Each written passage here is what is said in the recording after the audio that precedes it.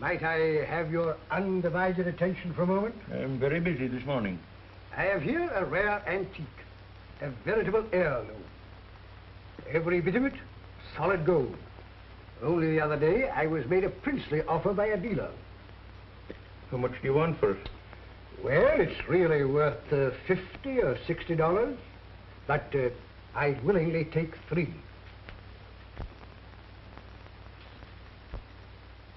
There's an inscription on here, and it reads, "To my beloved daughter Betty, on her confirmation. Belongs to you indeed.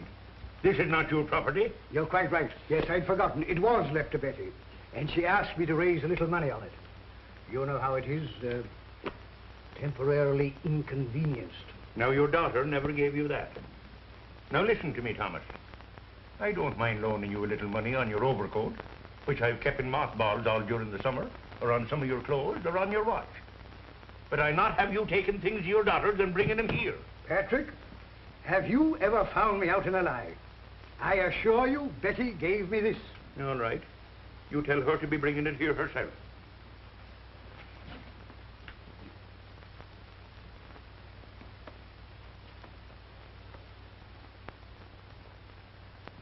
Hey? Oh, Thomas. Come here.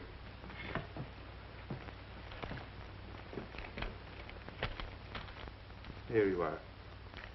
Now remember, that's a personal loan. My dear friend, you will never realize how much this means.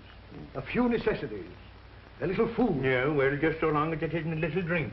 Oh, how could you think such a thing of me?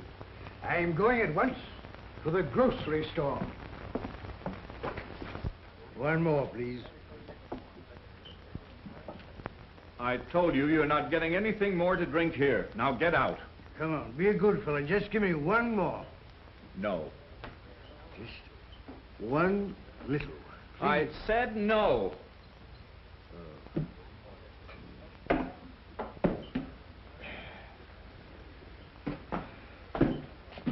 Just a moment. What will you give me for this? I'll keep that for the bill you owe. Now go on home. That's thievery. A violation of a man's property. You can't do that. Oh, no? Now listen, Tom, I'm getting sick of you. Will you clear out of here?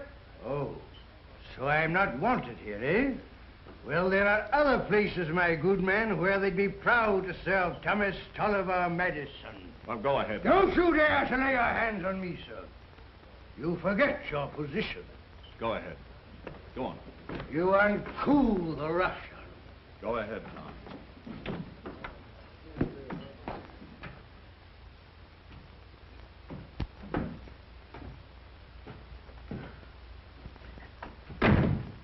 Oh, that must be him now. I'll go and see.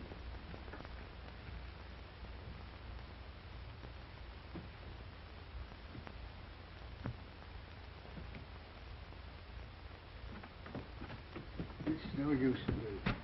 I don't seem to be able to see. Here, let me help you, Bob. No, it's no use. People take things from me. I can't even defend my own property. Did your father speak to you about your account? No. I know we're behind in our rent, Well, but it's not only that, but it's a personal loan of $5 that he promised to return. you must have forgotten to mention that. I'll see that you get it back. And one more thing. I can't have him coming in here intoxicated every day. It'll give my house a bad name. All right, Pop. Just the last step. That's it. I've got him, Betty. Your poor old father is falling to pieces. Helps with age. Oh.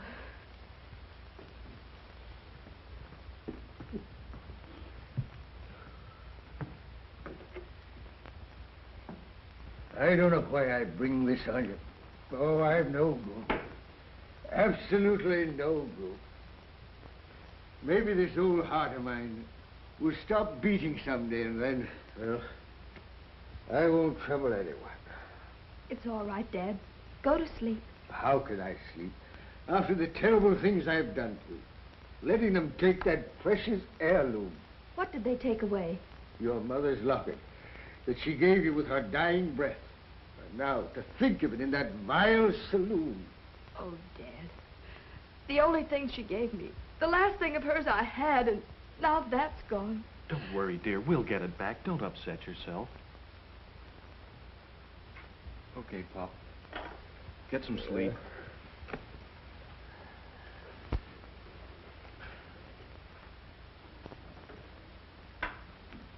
It's no use. I just can't eat. You ought to have something. I know it was tough to take, but he didn't know what he was doing. It's been like this ever since I can remember.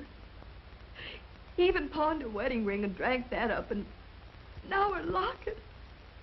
Don't, dear. Don't. Really? And the landlady told me today that he's been borrowing money from her, too. She's getting tired of it and pressing us for our back rent. Betty, I'll be glad to help you on my next payday. Oh, no, Bill. You need your money. I'll manage somehow.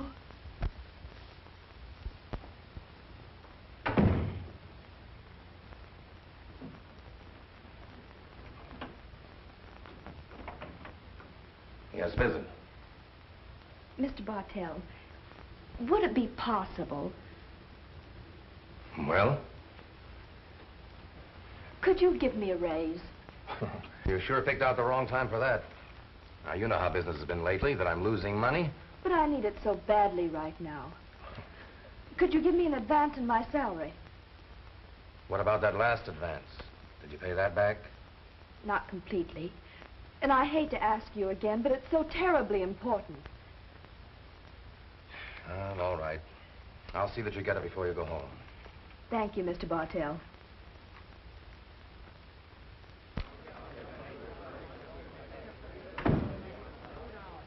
How'd you make out? I got it. I should have told you before, and you wouldn't have had to ask Bartell to get money.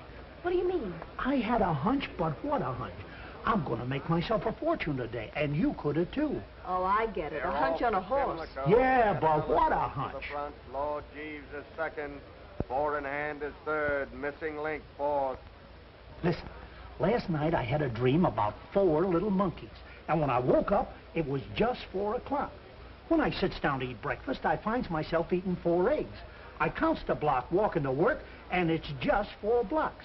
And sure enough, when I gets here, there's a horse named Four in Hand in the 4th race. Yeah, how'd you know? I'm psychic. Were you over the printers? You bet. How do you like these? Some class, huh, boss? Nobody's going to mind paying $1 for those. Well, Gibson did a pretty good printing job. First prize, $150,000. Second prize, $75,000. Third prize, $25,000. I could almost believe it myself. Yeah? Okay, Slicker. You get on that boat tonight. All right, boss. I'll manage it. Don't worry, I'll be checking in a Monopole hotel in Paris in 6 days. Yeah, the first batch will be in the mail as soon as I get there. Now, when do I come back? As soon as we can't sell any more tickets. I'll let you know. And that takes care of Slicker's end of it. I'll bet we make $1 million on this deal. I'll settle for half. If there's anything like that kind of dough, I can close up this place for keeps.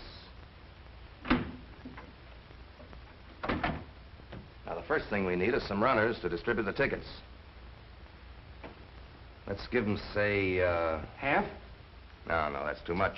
Then they'd know it's a fake. There'll be a lot of money rolling in when the snowball starts. Who's going to take care of collections? Got anybody in mind? Yeah. Who? Johnny Strongbox over there. Then I'll be sure nobody will run out with the dough. All right, boys, get going. I've got work to do. You, Pussyfoot, see Gibson today and tell him to print him as fast as he can. Okay. Well, so long, Vance. Mr. York, how would you like to buy a couple of sweepstake tickets? What sweepstake's that? The Monte Carlo. Only $1 apiece. $1 apiece? Well, I can't get stung much there. I'll take 2. Oh, no. I've been caught with those fakes too often. But these are on the level. You get your receipt mailed to you from France. That's proof enough. Are you sure? Sure. Okay, I'll take a chance. Hey, have you heard anything about this new sweepstakes? The Monte Carlo Derby or something. Yeah, I got me a couple. What can you lose? Only $1 apiece. Yeah, that's the way I figure. And the top prize is $150,000. I'm playing the 8th ball.